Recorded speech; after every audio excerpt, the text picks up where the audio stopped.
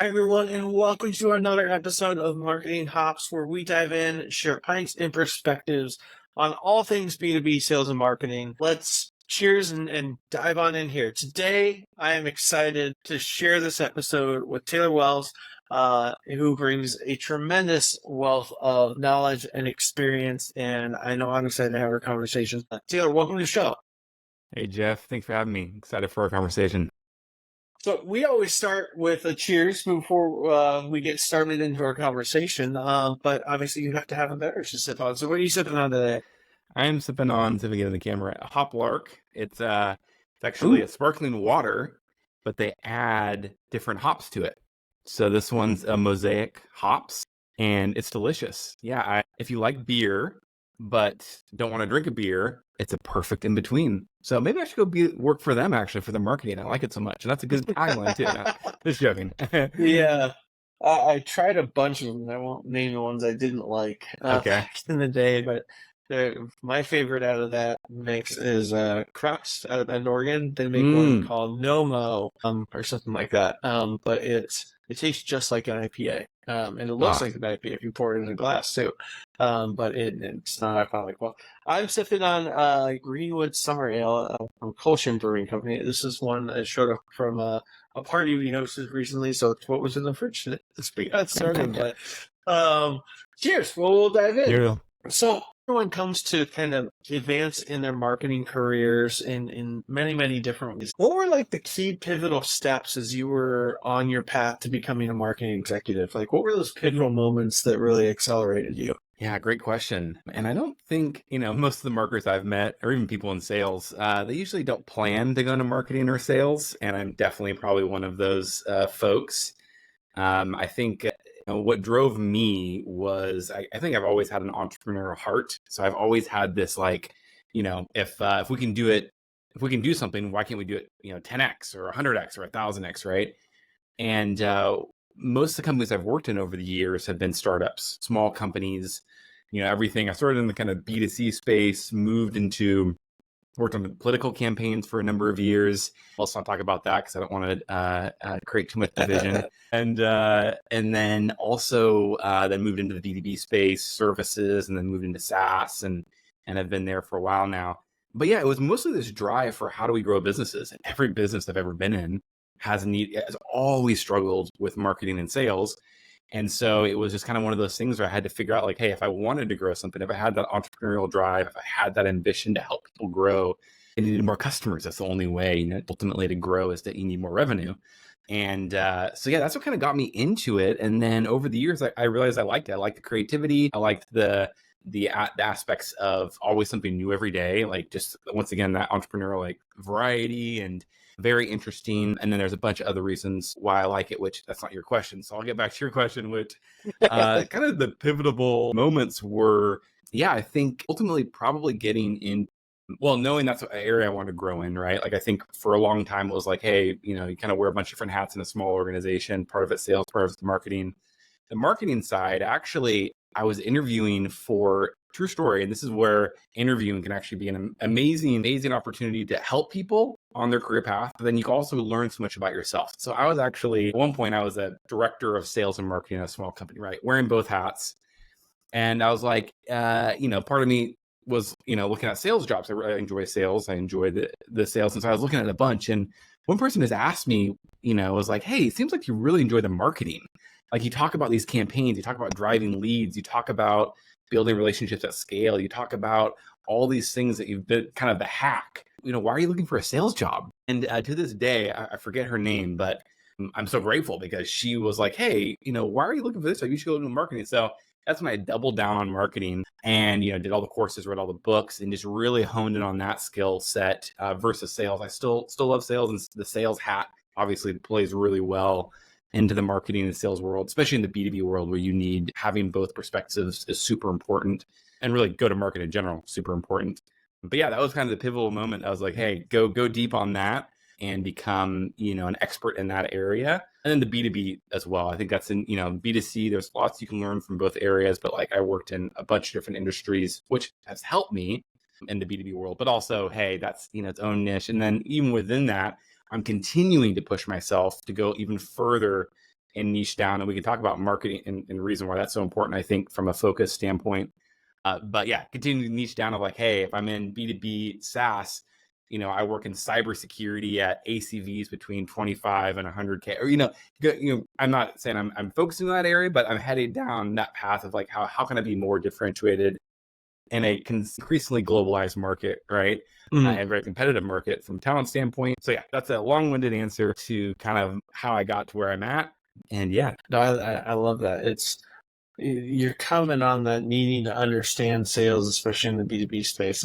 I mean, I worked at REI in college and had to sell consumer stuff, and then I sold diamonds on the phone with Blue Nile back when that was starting out, and more recently, I've sold six-figure deals and things like that. And going through, and if you've ever actually had to wear those hats and do cold prospecting, and I feel like it's a thing that more marketers should have an appreciation for, because it's one thing to create nurture sequence. It's another thing to have it go out with your name associated with it and like get beaten up day after day. And I feel like that's a part that a lot of marketers miss out on, is it's kind of, they're not using this, they're not following our flows, and it's, and they don't necessarily ask the question why aren't they doing that and whatnot. So I think that's a really good highlight. It's just that perhaps this might be a bridge too far, but should marketers have to or do a pitch a month or something, like take a lead a month that they brought in and like try to close it or something? I don't know. Maybe there's a there.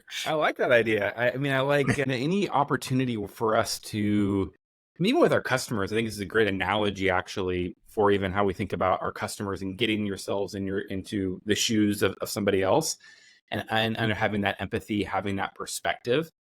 And with sales, what's so interesting is marketers is so much further up the funnel, right? Obviously, there's, depending on your sales cycle, you may be doing customer marketing and you're doing other things like that. But in general, you kind of especially with a very systematized, and don't get me started on kind of the assembly line motion we've created. The assembly line that is very very typical in B2B organizations. First, number one, creates, in my opinion, usually not the greatest customer experiences because it's all just assembly line. And to your point, the marketer isn't thinking about this, how the salesperson is going to interact with it, or the CS person, or the account manager, or whatever. And so I think being able to get into their shoes, right? And like I mentioned earlier with the marketing side, like I think what's go to market in general is the best organizations I see really kind of think about it from an entire go-to-market standpoint. And B2B or B2C, excuse me, are very much like this. Like the CMO, I haven't been to CMO at a large B2C company, but the ones I do see, they're talking about go-to-market. They're not just talking about marketing, right? So they're talking about that whole experience and creating great experiences. So yeah, I love that idea of like, how do you get, and vice versa too. Like I think salespeople can create great content, right? I've seen like AEs, host a webinar and I think bridging those gaps, because they have a perspective too, right? They're in the trenches with customers every day. They have stories to tell, and even are a little bit of a subject matter expert, right? And maybe a mini subject matter expert that they can bring in insights and share stories and share, ideas and concepts. And vice versa with marketing, right? Marketing may have a big picture perspective on the market, competitor landscape, or whatever, and they can bring that into a sales conversation. So I love it. Any ways you can kind of get people to get outside of their department, especially as I've worked in marketing teams that are 30 larger marketing teams than even the startup realm, and it gets so fragmented, and you have no idea what's happening down funnel. And with there's people on the other end, right? Especially in the B2B world, and all the situations, there's people on the other end, and they'll notice an inconsistent experience. And especially if you have a long sales cycle, if your experience isn't consistent, it's just not going to produce, you're not going to build trust. You're not going to ultimately drive the value and the business results you want. And so I think, I love that idea of having people wear different hats. And I don't know how much marketers are going to enjoy that, but or even just training. I think, training, working together, being able to support each other in different ways. And maybe give it a demo a month versus having to carry something all the way through. It's like you get to get the demo this month and understand the seller or something like that. So you've used a phrase a couple times now that I think means a lot to a lot of different people, which is go to market. When you say go to market, what are you encompassing? What does that mean? You say get outside of marketing and focus on go to market, or get us like what does that go to market phrase mean? Because that can mean Yeah. a heck of a lot of things to a lot of different people. Yeah, it's a great question. And I wish I had like a firm answer because I have a podcast, not to, name drop my podcast. It's GTM News. And I cover all sorts of things in the world of go to market, quote unquote. And yeah, I think it can mean a lot of different things. For me, I think about it definitely marketing and sales, definitely probably customer success, any post-sale experience you're creating, product as well, product to the extent that they're helping create a product that meets the market's needs. But like from an activity standpoint, pricing, competitor landscape, ICP, ideal customer profile, differentiators, positioning, how do you get leads? How do you close the leads? How do you keep the customers? How do you expand the customers? How do you create the product to meet the market? So it's all those things combined. And I mean, some of the CFOs of the CFO kind of falls into go to market too. Financial stuff, right? Of how does the business, how does the unit economics fit in with our go to market strategy, right? And that encompasses sales and marketing, but that also encompasses gross margin and a lot of other aspects of things that. So yeah, it's a great question, and I don't know if I have because I've looked it up like 100 times. I'm like, what is is there a definitive definition of what go to market is? But really, I think it's all the things you do to take your product to market. Definitely, a lot of it's marketing and sales, in my opinion, but it's also customer success, kind of the post, in the B2B world, the post sale experience, and then product too. How does product designing? That's probably like, the fourth wheel that doesn't get talked about enough is the product aspects of go to market. They're heavily, obviously, influential in go to market. And kind of all those four things need to be humming, and probably a bunch of other things I'm not mentioning too. No, I think that's a good call. I mean, the product one is What do you definitely an think? interesting one because Yeah. it's the product one is one that's like when you're first starting out and you're kind of seed or Series A and you're looking for kind of problem market fit, trying to be like, I have a thing, I think there's a problem, I'm digging around for it. Like, have we found the problem that just keeps resonating? And I think Mm. that's a big part that companies need to figure it. Like, when you're in the problem market fit stages, you want your sellers going out and messing with your messaging. You want to try a million different things. You're trying different pricing models and structures and that, and you're looking for what actually sticks. When that's when you Mm. start to like you found that resonance and it's like there's a there. But one thing I found with product organizations is often they'll start to lose sight, I think, of some of the critical elements of sales, marketing, customer success brings to the table. Mm. You look at your roadmap and asking Mm. the fundamental question of why are you building what you're building? Mm. And it's like, well, it's just somebody asked for it. Somebody did this, somebody did that, or it's what we Mm. need to win a deal. And that's fine depending on your stage, but I always like to try to push product leader to answer which of these four things does this do? Does Mm. this increase our win rate? Does this increase our deal size? Does this decrease our churn? Is this competitive parity is kind of the solution I put out there in the Mm. background. I could argue it fits into the others, but it's kind of like as you dig into that, like if it doesn't do one of those, why are we doing it? And that leaves room for the paper cuts, right? The tech debt, the annoyances that are in there, because if you don't address those, your churn will grow. So, right, that addresses churn. And so I found it's just kind of a good way to bucket stuff. And if you can't directly point to what that's going to do, like opening up new markets, right, and things like it's expanding your TAM. Sorry, that's my fourth one. Oh yeah, what were they again? Sorry, I want to write those down. Expanding TAM. Yeah. I like that. So increasing win rate, increasing deal size, decreasing churn, or increasing your market. So like adding new languages, or like if you're in the data, if you want to sell to Germany or Australia, you have to have your data has to live in country and all those kinds of things. Cool. Those are the four I like to force product leaders to look at. When you're first starting out, you have V1 MVP of your product. You know why you built it, what you're trying to solve. You at least have your hypothesis. You're vetting that, but as you get going, I found a lot of product teams will struggle to articulate why. And then the follow-on question to that is like, by how much? Because there's a lot of stuff you could do. And that's where having a cohesive go-to-market team, which I would argue is led by the CEO, is like the CEO's job is to make sure you have a go-to-market strategy. It's not marketing. It's not sales. They should all have input. into it. But at the end of the day, hitting your unit economics and making this like everything run comes down to the CEO, right? That's why you have them. But you've got to make sure you have those voices in there. I love it. Yeah, that's great. And I love the four areas. And what's interesting, especially a lot of the smaller companies I've worked in and startups, to your point, I think as well as they get fragmented for sure. And go to market, even sales, even marketing, those terms are they're almost like there's just one motion, like how do we grow, or how do we sell more product, or how do we serve people? And I think ultimately the CEO, what's interesting is each one of those areas are very complex, which is hard to know which levers to pull, right? And it's challenging. And I think go to market in general, especially for B2B, especially for higher average sale price or average contract value, and so I think having that CEO, I love that idea, and definitely agree the CEO leading it, because it does need to have a cohesive strategy, right? Where, once again, back to that experience, I think unit economics, profitability, business objectives, how do we solve for that? Then also, how do we solve for that product market fit, customer experience? And doing those things is really hard, because then everyone kind of has their get siloed, right? And that's, I think, one of the biggest challenges is you got marketing that's focused on one area, and then you want to create this assembly line, which I've already mentioned, to try to make things super efficient and super scalable. But having you need to have that leadership to kind of how we bring it all together. Super important for sure. So swinging back a little into the marketing realm here, a lot has changed since we kind of grew up in marketing.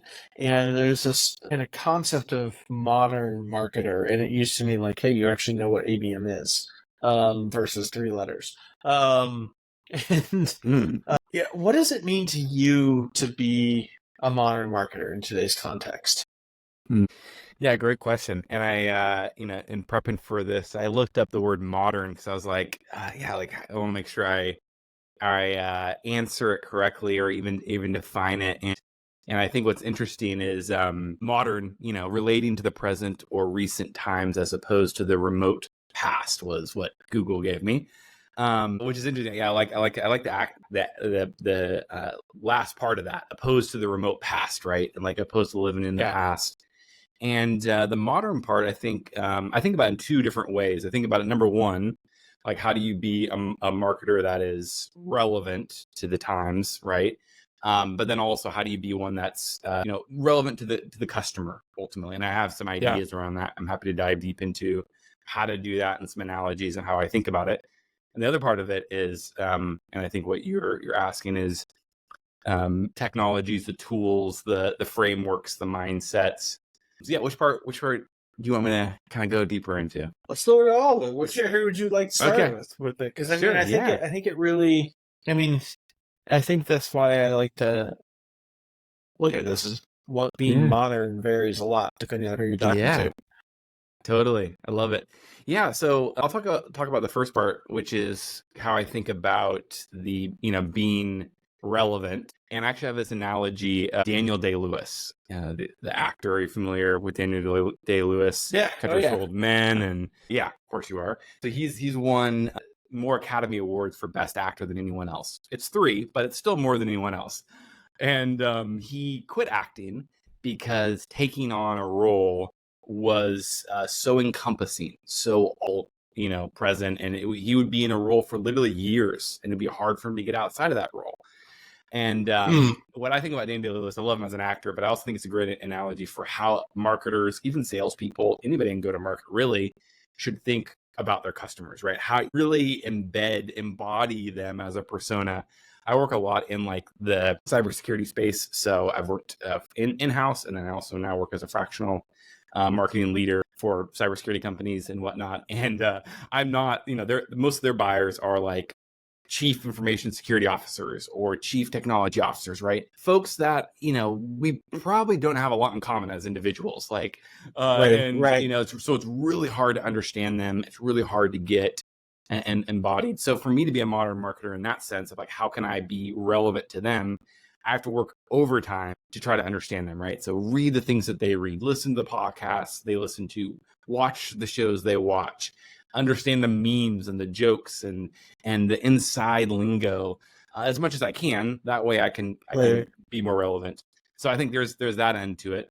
The other side of it being keeping up with the Joneses, if you will, from a marketer standpoint.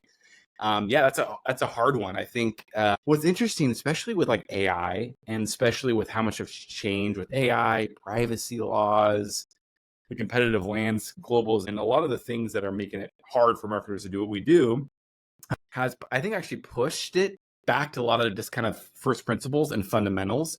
What's interesting is like even analytics or attribution, like how do you measure things, has become where as you laugh, we probably could talk about that for another half an hour.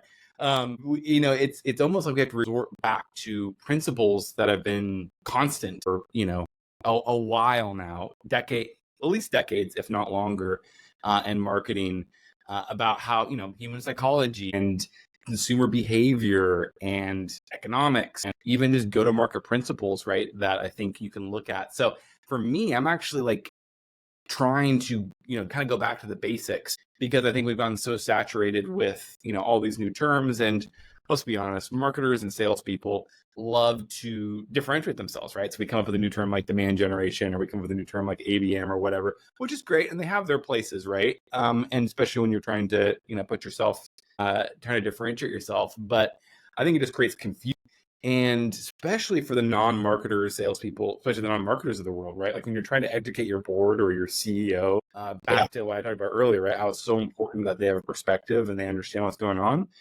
And for you to help them with the go-to-market strategy, if you're throwing out all these acronyms or terms, it just confuses them. And it's already such a complex area as it is. And there's so many little details that you have to get right.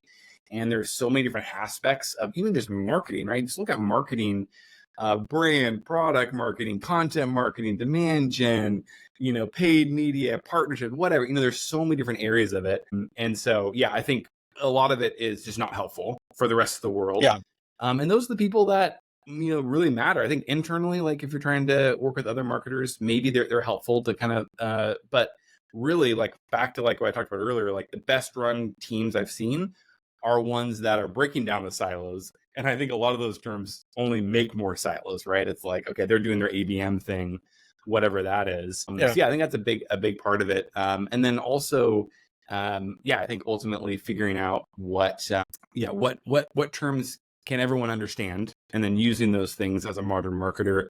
I think that's the things that kind of stick out to me. I like that. And I guarantee you, if you listen to customer calls and then you listen to what your buyer personas, pick like one podcast, or sign up for one newsletter that your core buying persona uses, I guarantee you're probably doing more than 90% of marketers that are out there. You're consuming the content and learning how they talk in their jargon. I mean, if you've got the time to dig into their memes and kind of back of hand humor, better to you, because I think it will make you better. But it takes time, and a lot of, it's funny how many content and campaign teams I talk to who don't take the time to truly understand who they're writing for. Right? They get an idea, they outline it, and then they produce content. And I think that's where we've just wasted so much. We've wasted a lot of time and a lot of effort across teams. And I think it's for frustration. You put a lot of effort into this piece of content, and then it just doesn't resonate. And one of my favorite questions to ask when I'm giving a talk is, how many of you have written a white paper or an ebook in the last 2 months? And pretty much every hand in the room goes up. And then it's like, how many of you have read one that was not the one you were working on? And it's like 2 hands go up. And I'm like, okay, so this shows a very different kind of interaction type of we as marketers, and I tell this to my students when I'm teaching content marketing, is you're asking someone to give up the most valuable thing in the world that they have, which is their time to consume your content. And we owe it to them to deliver that of if they buy from us or not. And when you look at it from that perspective, that's a totally different bar, right? It's like, would I share this content? Would I think this is interesting? Are they going to walk away as a better human, better at their job, better something else, simply for having consumed this? And so that's more I like to kind of try to put out there is it's kind of getting back to those first principles, as you call it, which is human psychology hasn't changed in a very long time. And we are still people at the end of the day, and how we buy and what just biases work against us and for us all the time. And you can learn how to leverage those. But you don't need a fancy acronym to do it. It's, I think getting back and nailing those principles again. I love it. Yeah, well said. And I love how you mentioned even just does the content, help the person, and we owe it to them because of their time. And I think what I've noticed too is, especially with just there's so much content out there. Number one, like not only are you competing with all the with the 37 different streaming services you can have, or YouTube, and there's just so much content. It's pretty amazing, right? Like the 4 million podcasts out there. And so there's even just looking at content in particular, right? You have to be competitive in your content. And I think marketers have actually, especially in the B2B space, have done a great job at getting people to sign up for whatever it is, right? But actually delivering the value of what you promised on the other end has not been, and I actually don't blame marketing teams per se for this, because there's no way it's hard to measure the outcome of that, right? You can measure, signups, lead gen, you can measure people signing up, but it's hard to measure impact of your content marketing. And, there's ways to do it. There's ways to ask. And I really actually like the owned media, speaking of buzzwords and terminology. I like that movement that we've seen over the past couple of years, mostly because I like the heart behind it. The heart behind that is like, hey, how do we get people's attention? But then how do we keep it, right? How do we get people to subscribe and keep them coming back versus just trying to get a lead that we could pass off to sales? And so, yeah, I think a lot of it's what I see is what people are measured on, right? It's obviously if marketing is only measured on MQLs or some sort of lead measure, then ultimately they're going to drive the marketing teams to be focused on how do we get people to sign up, and everything's be optimized for the front versus the back, which is how do we actually deliver the value that we promise. The owned media side is like if you were to measure people on unsubscribes, or how much time on page they consumed, or how many webinars they consumed, and even in the small companies I've worked in, and I've seen this at larger companies, the people that watch 3 or 4 webinars, or the people that visited your blog 12 times, those are the people that are probably going to buy from you, right? Or those people you want to optimize for that, and your conversion rates are higher. Like that was a huge aha moment when I was like, I remember when I was working at that marketing, and I was on marketing and sales, dual hat role. And I did a webinar, and then somebody booked a meeting, and I got in the meeting, and they're like, hey, Taylor, we've seen 3 of your webinars, and we love this. We learned this, that. We want to learn more about how you guys can help us with X, Y, and Z. And it was just like, it was just this amazing aha moment experience. I'm like, oh, that's actually what I want to optimize for, is how do I get people to consume the content and keep consuming it until they're ready to buy. We build up enough trust and provide enough value to them. And I don't really like the word value, because I think, and I like the word impact, and Winning by Design uses the word impact a lot in there. And so I've stolen it from them because I love it, because it talks about, I think value can be used like, hey, we position our product, and I'm educating you about our products. That's some sort of value, which is true. You're educating them about the market, educating them about, your different competitor landscape or whatever. But I think that's kind of a given. Like everyone, and you're also, I don't know, that's part of value. But I think the impact, how do you provide that impact pre-customer? It's how I've built my career. It's how I've it's just a pretty powerful formula for going to market. But it's harder to measure. Sometimes takes a little bit longer to crack, and it's more work on the front end. But on the back end, it's pretty phenomenal when it comes to your overall CAC and back to those unit economics and driving those business outcomes. It'd be pretty amazing. Well, I think you hit on it there. I love having conversations with CMOs, but you kind of get to the brass tacks pretty quick, which is how is your team metric and compensated? It's is it leads? Is it revenue? In between, and they all always jump straight to revenue. And I'm like, oh, awesome. I was like, cool. So you have reverse funnels, you understand all this stuff. It's like, well, and the follow-on question is, what's your bonus based on? Because your bonus has to be measurable.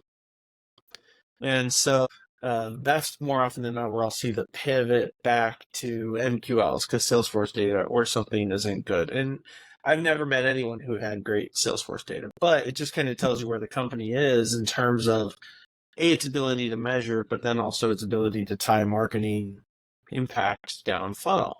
I think there's great leading indicators. Would you rather have 1,000 people sign up for your webinar and 2 of them become customers over the next 12 months, or 10 sign up and 10 become customers? It's that if you're delivering the right content that's truly delivering value and you're focused on bringing quality as opposed to quantity. But I think we as marketers have way over index. It's like if I just shove enough into the top of the funnel, something's got to give, something's got to trickle out at the end of the day there. And I think that's what's hurt us some with our credibility with sales, why maybe they don't follow up 12 days later with the lead that we brought in, because they've probably gotten a lot of crap through that motion, and vice versa. Marketers are under a lot of pressure to show that volume, and so there's kind of a blend of, there's a cultural shift that I feel like has to happen inside of organizations to say we want quality over quantity, and then to give marketing that bandwidth. Because if sales starts coming up short on their pipeline and it's like, well, we need more, so the marketing downgrades the quality, and then great, and you're just increasing volume in what you're passing over. I literally was just last week having this conversation where the sales engineer was getting 2 very conflicting messages from the organization. CEO, primary North Star metric, GRR, really wanting to focus on that retention revenue. And so he comes into the sales engineer's office and says, hey, only pass through stuff that you're confident we're going to keep, right? It's going to help with that GRR. Well, he reports into the sales leader. Sales leader comes in his office 10 minutes later and says, hey, we need more volume to hit quota this quarter. So I got conflicting, and then my question to him was, so boy, that puts you on a pickle. I said, and then here's a secondary question for you is, shouldn't everything marketing sending to you be reasonably, like if GRR is the metric, they should be sending you the majority of stuff that you should feel good is on GRR. Like, well, that's where my filter comes in and how I'm looking at it. And so it's just an interesting, even just like in the past week, you see that misalignment on metrics to go to in the behaviors, and it's how people are compensated, right? Like sales has to hit their target for the quarter. The CEO cares about this number, but that's disconnected from sales hitting their quota. And so you just kind of start to see that dissonance that comes out there, and it just continues over and over again. And I don't know if I have the answer to fix that. I definitely have seen it enough to know how to identify it, but it keeps showing up. Yeah. Oh my gosh. I definitely resonate even with, I think, especially I think we have this obsession with growth. And so we'll do whatever it takes to grow. And, I'm reading this great book. It was actually written originally in the 80s and they updated it in the 90s, early 2000s, called Focus. I forget their names. They're marketing leaders, marketing consultants. Great book. It's all about, differentiating. It's all about really focusing your product and almost like niching down. And I think focus is so important, especially with go-to-markets. There's so many things you could do, right, to grow. There's 1,001 things you could do in general to grow. And so the focus, not only is that person conflicted because they're not quite sure what they need to do, but then also they're just, if they're going to try to do both, that's what's also really hard. And I think I've also found, the post ZERP era, the post, low, zero interest loan, fundraising environment. I feel like we're in a position now where marketing and sales, in some days, it feels impossible. Like, and I really mean that. Like especially for companies, startups, like anybody under 10 million, especially anybody that's like, Series A, even smaller, right? It can feel impossible because it's really hard. You have all sorts of headwinds that you're dealing with. Globalization. The average SaaS platform has like 14 competitors. I saw a stat the other day by Gartner. Right. You have all these things, AI, that are creating a really competitive landscape. So the ability to focus and actually say no, it seems really counterintuitive, right?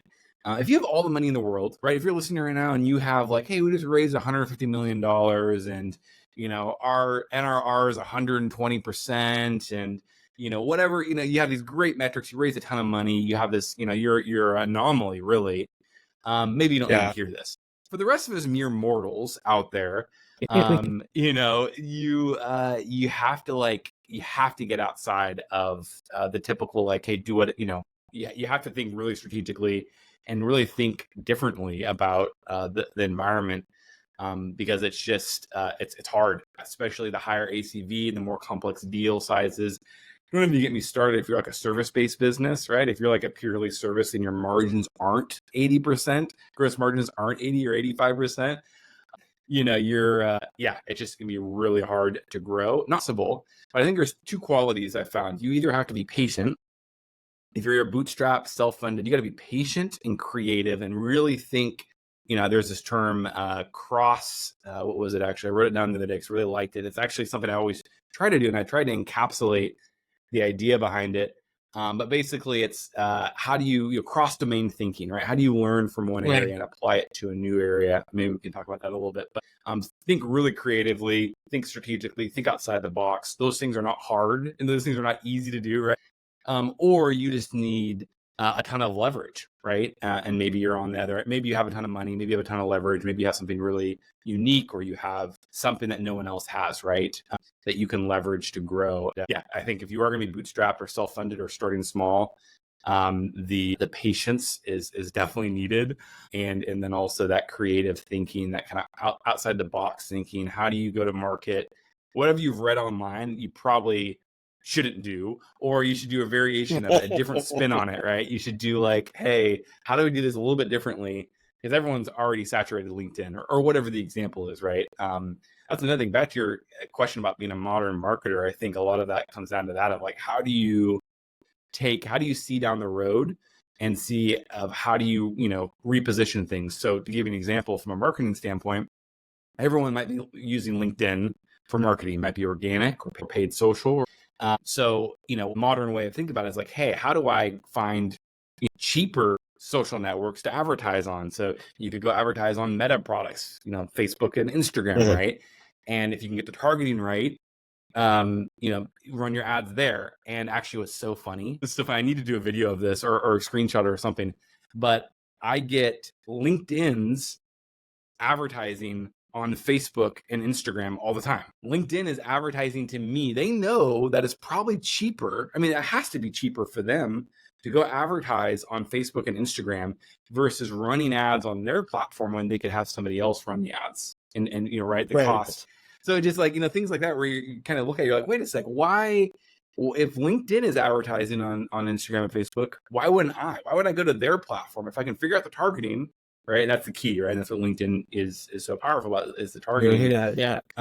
So, and there's products out there, metadata, there's a bunch of products out there that try to, get you there and get that targeting right. But yeah, just things like that, where you have to think really creatively, because what worked before is not going to work. Even looking at I love looking at public SaaS companies, looking at their financial disclosures, because it's so fascinating. Salesforce, for example. I mean, Salesforce is a sales marketing tool, etc. So, they have a huge sales force, no pun intended. But they spend on average, pre 2023, they were spending 40 to 50% of their revenue on marketing and sales. 45 to 50%. They're a $20 billion company. So every year they spend about $8 to $10 billion on marketing and sales. So, it's gone down. It's down to like 38% or something, right? It's gone down in the past year or two. Like a lot of people. Still a lot, $6-7 billion. And guess what? They're, the number one CRM platform out there, right? Or at least, number two or really big up there. And maybe Oracle is number one. But either way, they're a huge company. They have the brand awareness. They have the they have all those things that you don't, a startup where somebody else doesn't have. So if you think you could compete against Salesforce, think twice about it, because you're gonna probably have to spend, way more in there. Yeah, just thinking about that, like, oh wow. And then you're also competing in those marketplaces, right? You're competing, back to your point about content. You're competing for the attention, just like everyone else is, right? If they have Dreamforce, and let's say if you're in the sales or MarTech space, right? Use that as an example, and you want to do a conference. Well, you're competing with Dreamforce. You're competing with Inbound, right? So how do you differentiate? How do you whatnot? So I don't know, I'm going on a tangent here, but high level, it does, if it feels feasible, it probably is. And so you have to think about either do I have leverage or do I have patience and creativity to figure it out? And does my I think there, CEO have and CFO have the patience to let yeah, that play out too? yeah, yeah, 100%. Yeah. Does your board, do you have the culture there? Do you have the buy-in? Man, like Right. one of your questions on the doc was, how do you, what was something about when you move into a role, right? Or what was a challenge you faced Yeah. moving into the CMO role? And I love that question because I think the biggest one and piece of advice I heard over the years is like set expectations and communication are the two things that ruin your role ultimately. There's a lot of other things, but for your own conscience and for your own knowing you put your effort in and you did your part, setting the right expectations and making sure you have the right and follow-up communication and staying in touch. Probably good like marriage advice too, or a relationship advice in general. Yeah, expectations. I think, yeah, to your point, like, oh my gosh, like there's if you're not in sync, and that's where like, yeah, back to go to market too, as a CEO doesn't understand it or doesn't care to understand it, or the board doesn't, or your executive team in general, bad news bears. You're going to have a world of hurt, and it's going to be a hard uphill battle. So having that alignment and that shared vision for like, hey, here's how it's going to work, and being realistic and all those fun things. So yeah. So I know in our previous chats, a phrase kind of came up that it was an interesting phrase to me. We kind of dabbled around a little bit with some of the content and things like that, but you use this phrase "selfless advantage." What the heck does that mean, and why do you think it's important for brands? Thanks, Jeff. Yeah. So I'm going to write a book on it someday, and maybe a series of books, and talking about how it applies to different areas of life in general, but also in specifically in business. So selfless advantage, and specifically marketing, is this concept I came up with a couple of years ago. Really, those aha moments I found in content marketing, right? Of like, oh wow, when I when I over index on giving, and I over index on like without any expectation for anything in return, right? Like you can have your sales follow-ups and you can have your SDRs follow up and you can have all your offers. I'm not saying any of that's bad per se, but I think the heart of the selfless advantage is how do we give over index on giving and really outgive your competitors pre-customer. And that's the key. Yeah. It's pre-customer, right? It's not post-customer. I think what a lot of organizations view marketing and sales as is a way to generate new customers. And that's not bad. We all have, we need revenue, right? And we need to meet those business objectives. But really the selfless advantage is this kind of counterintuitive mindset of like, how do we give through marketing, but it also applies to sales. It also applies to your product. I think product-led growth is a great example. Product-led growth, for folks, another buzz term here of like how to use your product to grow your company, right? Free trials, freemium, pilot programs, maybe for the higher ACV enterprise space. But how to use your product to get in the door, reduce the time to value, right? Get those aha moments quickly. And a great example of like how do you give, right? And before they become a customer, before they pay you. Content marketing is a great example of this. Consultative selling, I think, can be an example of this for the sales folks, right? How do you provide value outside? Like, I think I'll probably write a book on it for sales in particular, because I think sales has one of the greatest opportunities for this selfless advantage to provide value outside of the products. I'll give you an example. You can, when they walk away from the demo, they not only learned about how your product can solve a problem, but they also learned just how to solve maybe one little problem. Like, hey, maybe, I see you're using that integration. We found a lot of success with this other product, right? Could bring in a, partnership or something like that. There's all sorts of ways to do it from a sales side. I think marketing, content marketing, thought leadership, that owned media, all that fun stuff is just ripe for this selfless advantage. And I think what's even kind of going a little bit further into the definition of it, it's really, we hear a lot about empathy, right? And I even mentioned at the beginning, like, how do you put yourselves in somebody else's shoes, and so that you can ultimately relate to them better. Well, what's interesting is, who is really empathetic? Psychopaths. And I know it sounds kind of funny, but it's really true, right? Like, and I work a lot in the cybersecurity space. Cyber criminals are ridiculously empathetic.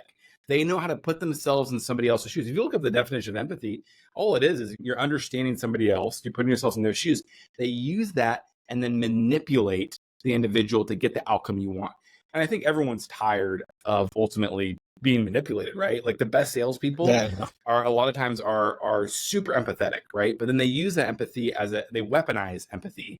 They weaponize it to ultimately drive the outcomes they want. What I'm talking about is more a selfless empathy. How do we actually look at the other person in their shoes and serve them unconditionally? Now, well, let's be honest, we're all selfish, right? Speaking for myself. And so it's okay to have some, business outcome, business drivers down funnel. But I think the best content, the best sales experiences, the best product-led motions, the selfless advantage is when you think about it from an unconditional standpoint, because then you'll give a little bit more. You'll actually give when it hurts versus going back to our previous conversation about the lead, focusing on marketing, just generating leads, and then the content sucks on the back end. That's a great example of giving when it doesn't hurt, right? Like if you gave when it hurt, that person, back to your talk, right? They would have read the white papers, right? They would have done the research. They would have gone the extra mile and invested in it. And so I think it's painful. It's a sacrifice on the front end, but it's a completely different way. And it's actually, marketing and sales can feel kind of empty sometimes. I mean, be honest. Like it's like, hey, let's drive leads, let's drive revenue. Me. They're the most selfish. We are the most selfish departments in the whole organization. It's all about revenue. It's all about us. It's all about our company. Customer success. It's about literally the name is customer success. Product is building a product to meet customer needs and really focus on that. Right. Sales and marketing, super selfish, and part of that's okay. But part of that also creates horrible customer experiences, creates horrible sales experiences, which in a very competitive market, when your products are all kind of similar or you're not that much different, the folks that have a differentiated sales, marketing, go-to-market experience are going to win. I've seen it time and time again in my career where almost every industry I've worked in has always been super competitive. It's always like, we're always either the underdog or there's like 30 other options. So you had to how do I differentiate the marketing experience? And that's where that selfless advantage comes in. And so back to that, it not only, back to the part where the job can feel kind of self-focused and doesn't have the same life maybe, and where I think a lot of people struggle with mental health. I have, in this industry, I'm not blaming the industry for that, but I think it doesn't help. A selfless advantage can help because it's really cool when you can give without expectation. It's so life-giving. I haven't found anything in my life, not to get existential or philosophical here, but I haven't found anything in my life that's more rewarding than when you give without anything in return, right? And so I think it's twofold. It's really life-giving for salespeople and marketing to be able to help people solve problems. But then also, it makes you the good guy. It makes people create brand affinity and trust, and you build relationships at scale, right? And so a bunch of other business outcomes. But then I also think people are happy. I've been happier when I've had that mindset in general, right, in life, but then also in sales and marketing. Love that. I know we're coming towards the end of our time here. Got a couple rapid fire questions if I can. Let's do it on it. So I always like to ask these, and I give you selfless. It's just sticking with it. I love that. Cool. Everybody's got their top technologies that they love. What are your top 3 must-have sales and marketing technologies in your stack? Yeah, thanks for asking. Yeah, actually, they're pretty simple. Honestly, I love the ABM tech, and there's lots of cool stuff out there. And AI there's cool tools like clay.com, and there's all sorts of really interesting things out there. Like my essentials, things I can't live without, are Riverside. Actually, the tool we're recording now. And the reason why I love Riverside is actually just video quality. Video is a phenomenal way to build relationships, right? You're able to record it, and then people have that personal touch. Video is so popular. I mean, look at TikTok and short form video, podcasts, webinars. So the ability to have the highest recording video possible in audio is really important when it comes to content creation in general, building relationships, whatnot. So Really great video, Riverside. Second, number two would be HubSpot. I think HubSpot's done a great job. Once again, most of the companies I've worked with, startups, early stage, some later stage, HubSpot's been great over the years in the sense of just providing you with simplifying your tech stack, and I love how they do that, which is making things simple. And then number three would be probably actually Apollo AI or IO or whatever their .com is. I think they've done an awesome job with making data affordable. And now they're getting into sequencing and sales tools and stuff like that, but affordable data and relatively really good data from what I've seen. I mean, I'm sure maybe ZoomInfo is a little bit better, or there's other data providers that are a little bit better, but their intent data is actually pretty good. Their sales tools are good. Their AI, like copywriting tools, are really good.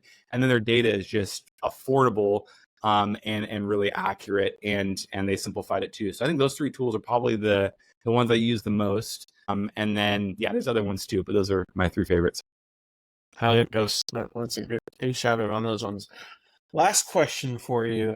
If you had to give one piece of advice to a junior marketer who wants to be a CMO or your younger self, what would that piece of advice be? Yeah, great question. I would say, yeah, I think a lot of things come to mind. I know we've covered a lot, so I'm going to try to cover something that I haven't talked about already. I think probably thinking about the business from those business objectives, even unit economics. I'm ashamed to say I only learned about the term unit economics like a couple of years ago. I've known about, I've looked at P&Ls and I've been a part of that. Really understanding the business from those perspectives of like, hey, what does the board care about? What does the CEO care about? What does the executive team care about? Having empathy for them, right? And that's really those business objectives, unit economics. So like being a master of, do you know what GRR is? Do you know what NRR is? Do you know what CAC and LTV to CAC ratios? Do you know what payback periods are? Do you know, all those types of things? If you don't know, when you go into a conversation, you're not going to have the position of authority and or understanding of who your audience is. Because when you talk about traffic and leads and clicks, no one cares. Your executive team or your board doesn't care about that. They may care about that from a leading indicator perspective and to show like, hey, are we trending the right direction? Sure, that's great. But at the end of the day, they care about those things, all those other metrics I just mentioned. And so, yeah, being a student of that, being a student of business, I think has been super helpful. And my experiences in other areas of this have been invaluable. And being able to wear those other hats, wear the other hats of salespeople, right? And get outside of your own little marketing world.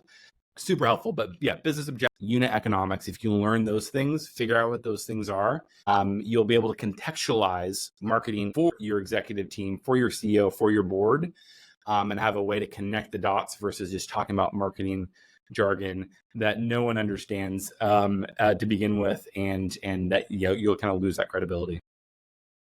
I love that. I think, yeah, if some of the things we said sounded like alphabet soup, that's probably a good indicator to go dig in and learn some of those metrics. I think that's good on that one, because if you can speak the language of the business, you can contextualize your work's impact on it. I think that's a good way to think about that. Yeah, love it. Well, thank you so much for being on. I know we're actually a little over time. Super fun conversation. Where can people find you where can people find you if they want to follow up, learn more? Yeah, thanks for asking. You can follow me on LinkedIn. Taylor Wells should be one of the first folks on there when you search for it. You can also find me at gtm.news, just gtm.news. That's my podcast, my show. I have some events I do on there. I have interviews. I sometimes do a one-off series of talks on go-to-market, demand gen, marketing in general, especially in the B2B space. Awesome. Well, perfect. Cheers. Thanks again for being on the show today, and it was a pleasure having you. Super fun, Jeff. Thanks for having me. Take care.